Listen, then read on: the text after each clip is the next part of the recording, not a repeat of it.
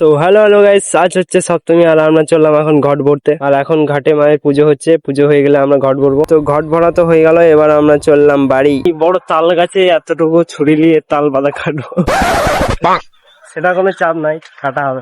আচ্ছা, যাই হোক তাল পাতা পেয়ে গেছি, এবার কেটে নিয়ে চললাম এদেরকে। এরপর চলে এলাম আমাদের পুজোর মণ্ডপে, আর কিছুক্ষণের মধ্যে আমাদের সপ্তমী পুজো স্টার্ট হবে। ও কি সুন্দর বোম ফাটছে, সেই লাগছে।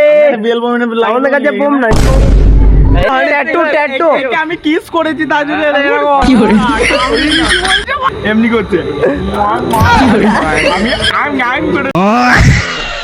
এরপর সবাইকে দেখি প্রসাদ দিচ্ছে, তাই আমিও দৌড়ে চলে এলাম প্রসাদ নিতে। আর প্রসাদ খেয়ে এবার চলে যাবো আমরা প্রোগ্রাম দেখতে।